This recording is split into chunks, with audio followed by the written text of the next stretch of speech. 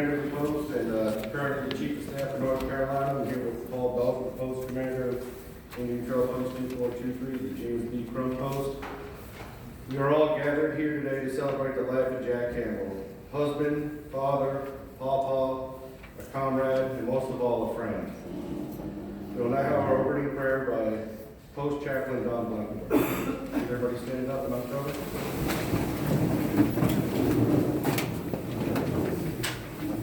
Let's pray. Our gracious Heavenly Father, we come to you today again just first thanking you that you've given us this day. But now as we come to you in this solemn moment, we just want to lift up Jack's family, Dee and girls, all the kids, grandchildren. We just ask today that you give them a special comfort as we go through this day. Hold them in the hollow of your hand and let them know that they're walking with you through this moment in time. But most of all, we just thank you for the life that we celebrate today. We just thank you for Jack, what he's meant to each and every one of us, what he's meant to this community, to the veterans, and all those people. You've never put a stranger in front of Jack, and we thank you that he had that ability to converse with people, meet people, and just be a friend to them.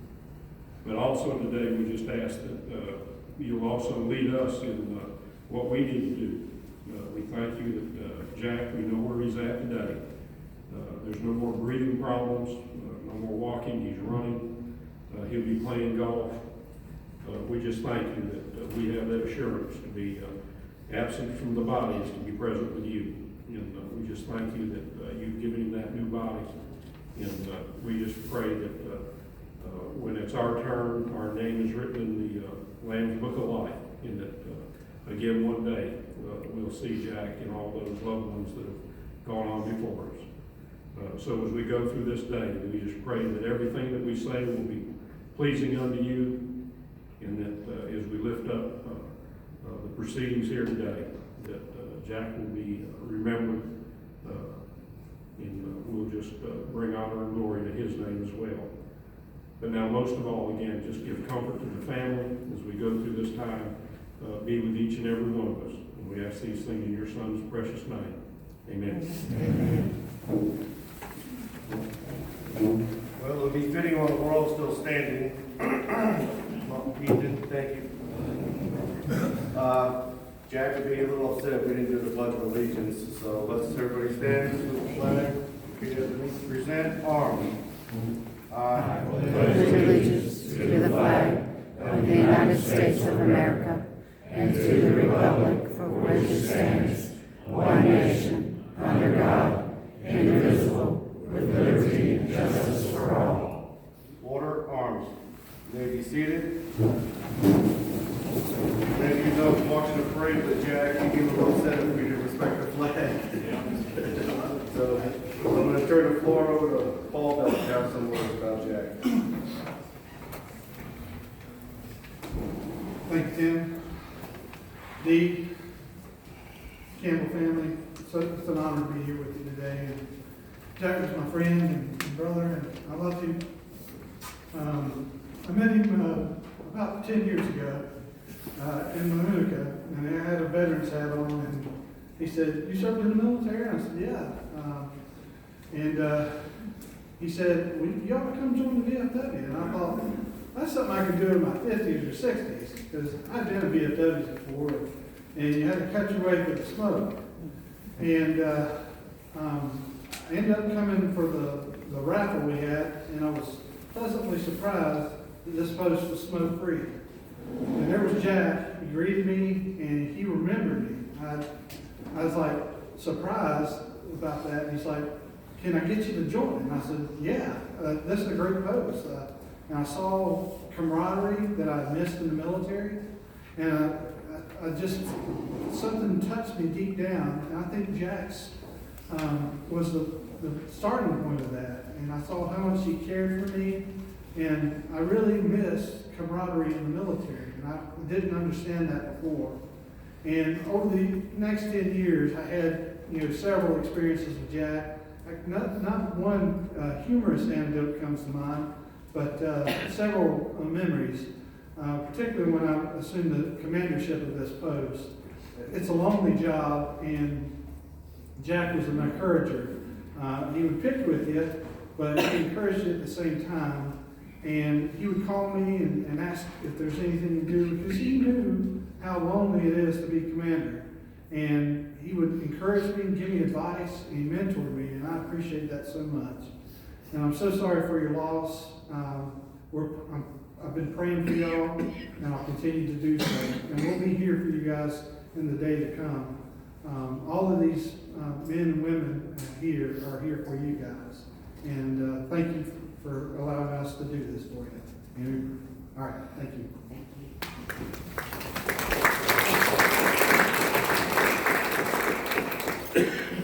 Okay, Jack asked me to say some words about a year ago at his funeral, and it's a hard thing to do, to talk about Jack and not curse, laugh, and cry all at the same time.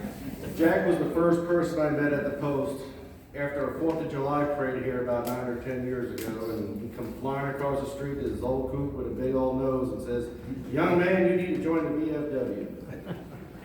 Little did I know, after he's dragging me down the road here, that our bond started on day one that we had together. Jack had a passion for helping veterans that never stopped. He may have showed it in weird ways, but he always had a passion for helping veterans, and that's what one of his true causes were in life, I believe. He had a funny way about him. He always said I was his favorite illegitimate son. I don't know if that was a good thing or a bad thing, so how many other out there are illegitimate sons of Jack? Oh, Wanda, good, I got one more. We traveled together to many places, and each ride was full of laughter and life lessons that I will never forget. Jack also had a unique way with the words of the English language. He was like the Archie Bunker of the South. He could butcher the English language so eloquently. And like many of you know, Jack spoke his mind on pretty much everything. He never held back. He always said what he had to say.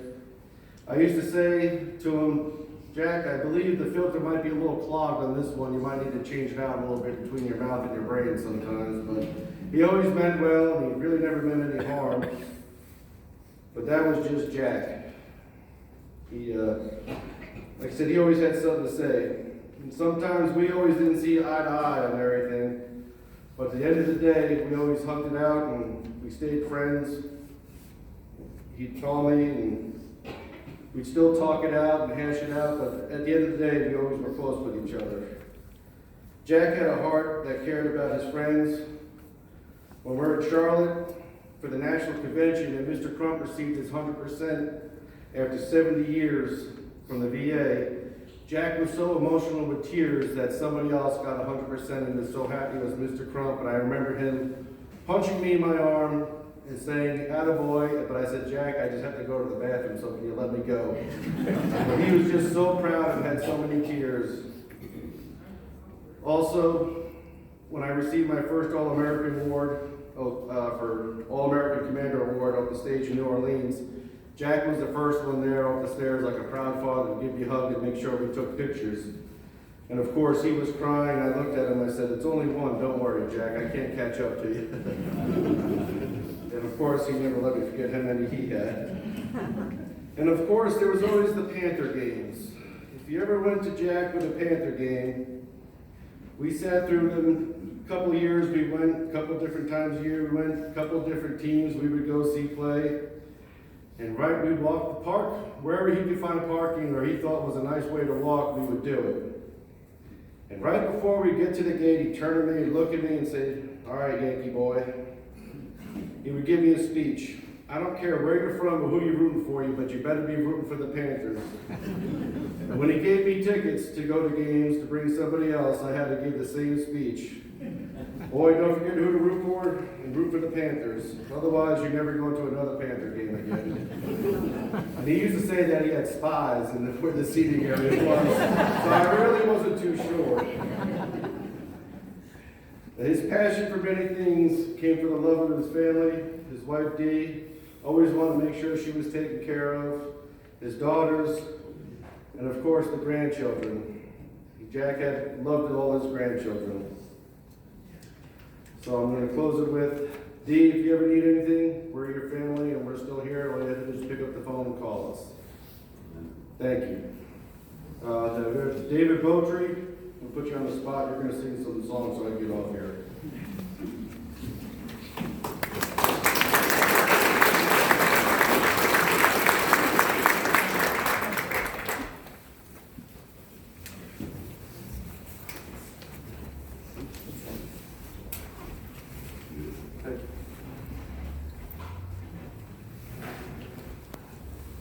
About a year ago, same time we were talking to him, Jack called me and says, Dave, he said, I want you to do something for me. I want you to sing. And as y'all know, Jack had an incredible voice. I didn't say he was great singing. I said he had an incredible voice. And anytime we'd get together and there was a microphone that he could get his hands on, he'd want to sing Can't Touch This, and he had special antics that he went through as he, I won't go too long there. That might be a child or something. Of course, most of us are children of ours anyway, if that's the case. And now he's a children of his. And then he said, I said, what do you want me to sing, Jack? He said, well, what about stroking? I said, Jack, that ain't gonna happen. Well, so you do it for me, would you? And I said, no. Years ago, Jack came and saw me do Elvis somewhere. Quarterly, as you guys treat the guys from Salisbury, make them feel good and special as you should. He had asked me to come over, entertain those guys, and I had an incredible time doing it. Jack wasn't afraid to ask somebody to do something. And as the case may be, it wasn't that you were asked, you were voluntold. And there's a knack for that, and he did it well. And then today, I think he probably planned this somehow or another. I brought a jump stick and a CD. If y'all are familiar with what that is, those are backing tracks where I have lots of people behind me hell-bent on making me sound good. I mean, I picked those tracks on purpose, didn't I? Well, we can't do those. So, Acapulco, Acapulco. You can tell I'm real familiar with this type of singing. I'm going to sing a song that Jack and Dee asked me to sing. But since I don't have a choir coming through the speaker with me, I just assume y'all help me anytime you felt comfortable with it, okay? Especially the time where I get emotional and I'm not going to be able to avoid that. Which I hadn't said that, it started already. And we're going to do the best we can, and y'all help. And I'm serious, you got to help. I want to come out there and yank some of you up here if you don't help me do this. In the garden. I come to the garden alone, where the dew is still on the roses, and the voice I hear landing on my ear, the Son of God discloses, and he walks with me, and he talks with me, and he tells me I am his own. And the voice I hear as we tarry there, none other has ever known.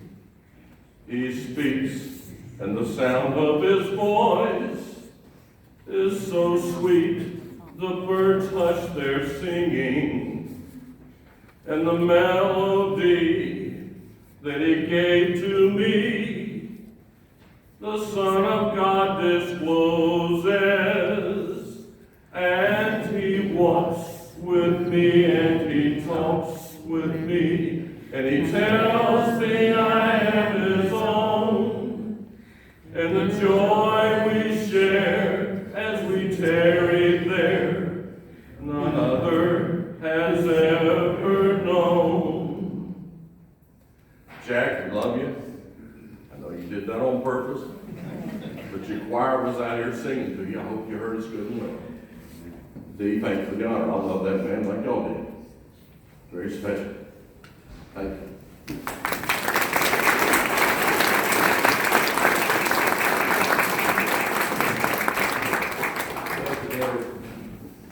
Now we're going to open the floor if anybody wants to say anything. Ginger? I'm not going to that.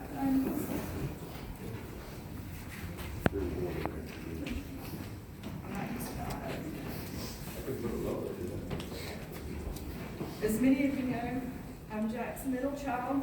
A lot of you might know me as Freddie, and you probably know I'm the most like him. You've probably heard that. The thing in your bulletin I wrote for my dad, I wrote it a while back. I went with him and my mom to the funeral home to plan this very celebration that we're having.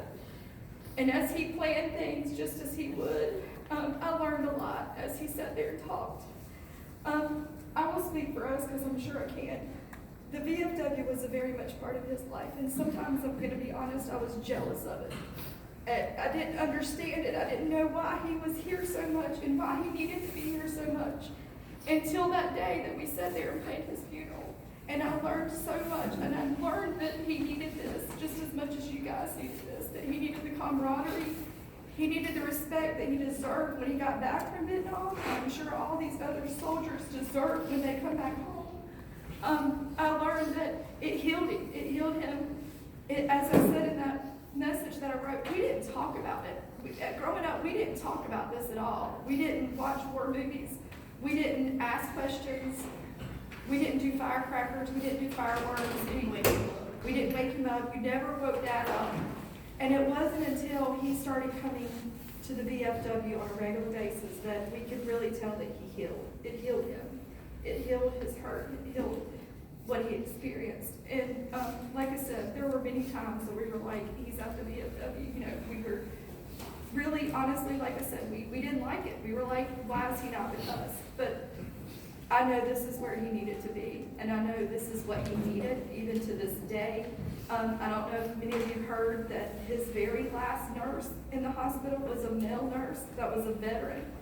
And that veteran shaped my dad and got my dad ready for me, Carrie and Holly, to get there because he respected my dad and they had a camaraderie. They had something in common. And he took care of my dad. He stayed with my mom. He checked on her until we got down there 3.5 hours later.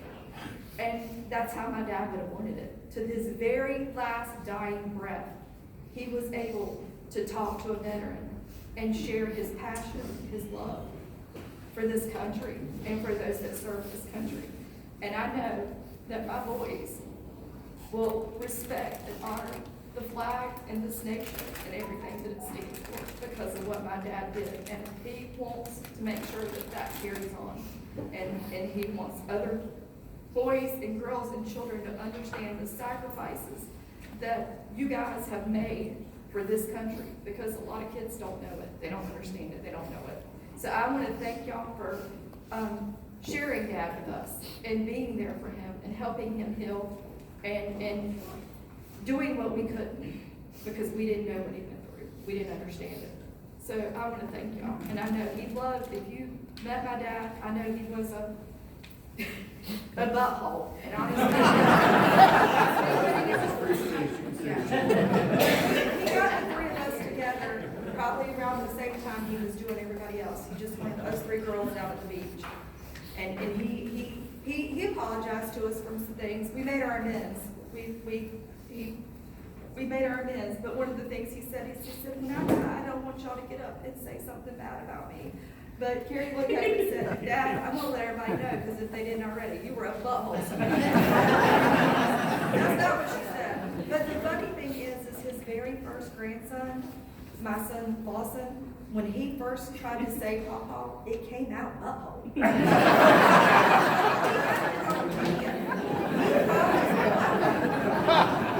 he knew right on, it's not going to be a butthole. But I will say, like everybody else said, he did it out of love. He did it out of love. If he pissed you off, I promise you, he loved you. Because trust me, me and him couldn't talk on the phone. We were so much alike that it was hard until the end for us to have a conversation because we were just too much alike. But y'all pray for my mom. Y'all be there for my mom. This is hard. We know it's hard on y'all too. And I know Dad he would want us to be in this Panther stuff, and he would want us to be, as Robin said, which by the way, Robin, thank you so much. Thank you. He wanted it to be a celebration of his last party. So let's do this Jack Campbell stuff. Okay? Thank you.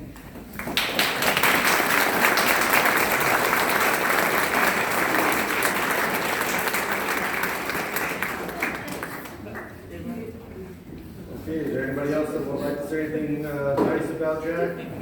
Nobody? Anyone say anything bad about Jack? Go ahead, Frank. All of you know probably that Jack was instrumental, he and Stanley were instrumental in forming the Vietnam Veterans America chapter here at this post. He drug me into it like he did most everybody else. Jack said if you need something done, let him know, he'll find somebody to do it for you. He was instrumental in getting us started, and I'm happy to say that as we continue on in his legacy, that I was notified this week that we are number 8 in the state as far as growth goes, and as far as being active goes. And that goes right back to Jack's desire to serve Vietnam veterans. And we've acquired some medical equipment because of him. We've acquired different items because of him. And we meet here, and couldn't ask for a better mentor when it came to trying to organize something and run something. And when he gave me the reins to take care of Mr. Crump, he gave me one of the biggest blessings I ever had in my life. And there wasn't a day go by when I was taking Mr. Crump places that we didn't talk about Jack. And it was nice, because you know Mr. Crump always talked nice. And so he was always nice, and sometimes I didn't really sure who he was talking about. Truthfully, I appreciate what Jack did for us as Vietnam veterans, and we'll continue to serve his legacy.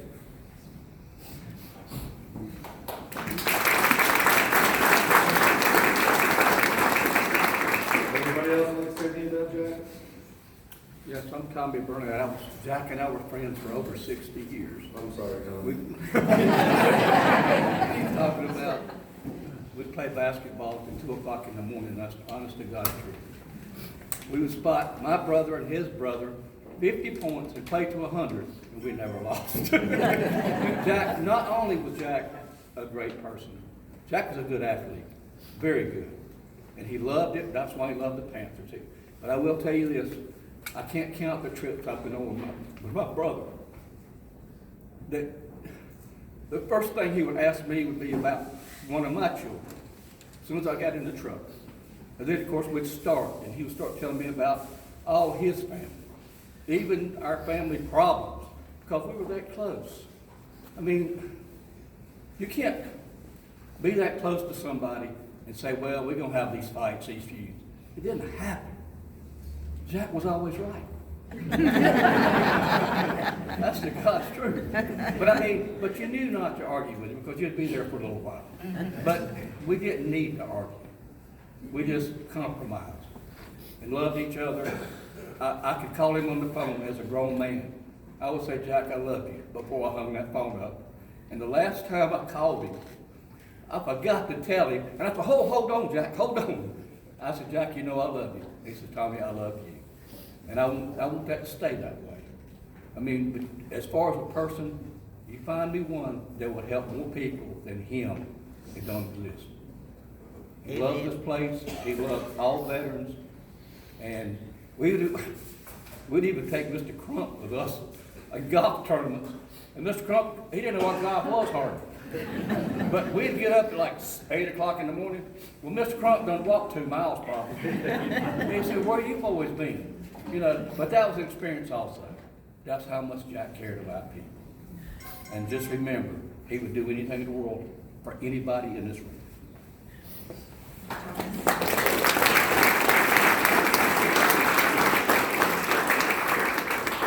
Anybody else have anything to say? Good, bad, ugly, indifferent? B? Okay, this concludes our inside portion of the fun party, as we like to call it, right, everyone? We're going to go outside, have our military honors. We ask the family to go first, then everybody follow out. And